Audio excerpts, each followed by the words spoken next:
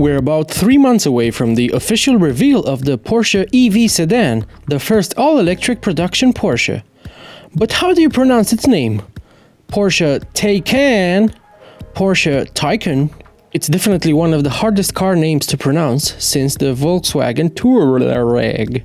The Porsche Taycan is set to be unveiled and detailed at the 2019 Frankfurt Motor Show in September, but a lightly camouflaged prototype is already being paraded around various automotive venues around the world. It was first driven around the Porsche Experience Center track in Shanghai, China, then it went up the hill at this year's Goodwood Festival of Speed, and most recently it was driven around the Formula E street circuit in New York. But even if the car was driven in plain sight, with only light camo, we still don't have very much information about it. We do know that in its most powerful version, it is believed to sprint from 0 to 60 in 3.5 seconds and from 0 to 124 miles an hour, that's 200 kilometers an hour, in 12 seconds, and that its top speed is 155 miles an hour.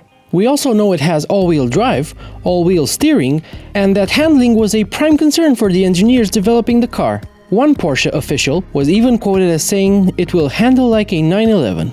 We don't know if all-wheel drive or all-wheel steering will be standard on all versions, but the dual-motor range topper will have a reported 670 horsepower, which should make the car competitive against the most powerful versions of the Tesla Model S. According to an older article published by Automobile magazine, there will also be 402 and 536 horsepower versions of the car, but the publication suggests that even the least powerful of the three will still have all-wheel drive and that Porsche may launch an even lower-powered Taycan that will solely feature the rear axle motor.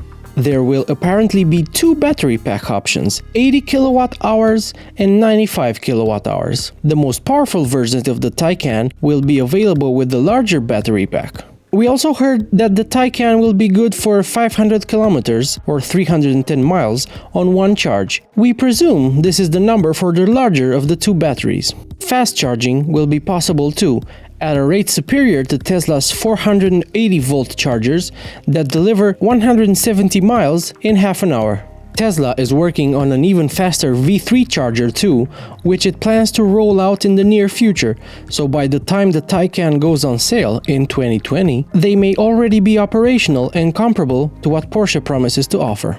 Porsche confirmed through its North American CEO that it would create its own 500-strong fast-charging network in the United States. These super-fast chargers would be installed at every Porsche dealer, but also along key stretches of highway where they'd be most needed apparently. The promised rate of charge with these even faster Porsche chargers is 250 miles in 15 minutes. In case you were wondering if the Taycan is merely an all-electric version of the Panamera, the sedan that Porsche already offers, albeit with internal combustion engines or hybrid powertrains, you'd actually be wrong. The Taycan was developed from the ground up as a pure EV on a bespoke platform internally known as J1. Its battery pack is in the floor, just like in a Tesla Model S. Its overall size and wheelbase will be very close to those of the Mission E concept that previewed it, so we expect it to be 190.9 inches or 4.85 meters long,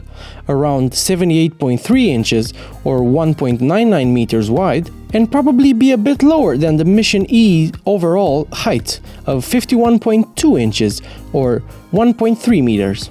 Its wheelbase is actually shorter than that of the Panamera, and the Taycan will be a bit shorter overall too. Weight is expected to be around 2.2 tons, but this may vary depending on the version chosen and options fitted. For instance, the manufacturer may optionally offer lightweight versions of some components, and these will bring down the weight slightly, but even so, it's still going to be a 2+ ton vehicle. Several versions will be on offer.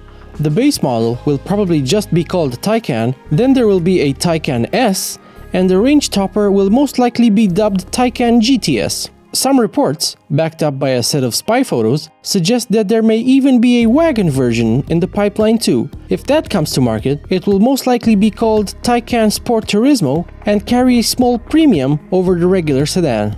In fact, there may even be a Taycan Cross Turismo model, essentially the production version of the Mission E concept, which features a raised ride height and crossover-like cladding around the wheel arches and lower part of the car. In terms of pricing, the Taycan is expected to slot in between the Panamera and the Cayenne. In the States, you can get the Cayenne from just over $65,000, while the Panamera starts at $85,000. It would therefore not be unrealistic to expect the Taycan to cost from around $75,000, but do keep in mind that this is the base price, and the well-spec'd model you'd actually want, with all the power and range, will probably be close to double that number. You can already pre-order the Taycan, and in the US the minimum deposit is $2,500. Finally, the Taycan won't be the only all-electric Porsche, it's just the first. The German sports car maker has announced its plans to invest $8 billion into electrification by 2022. And since it developed a bespoke platform for EVs, it will most likely use it to underpin other models as well.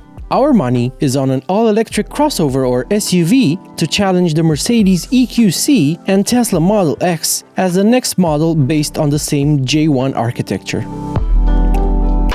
If you enjoyed this video, make sure to like it and subscribe to our channel. Thank you for watching.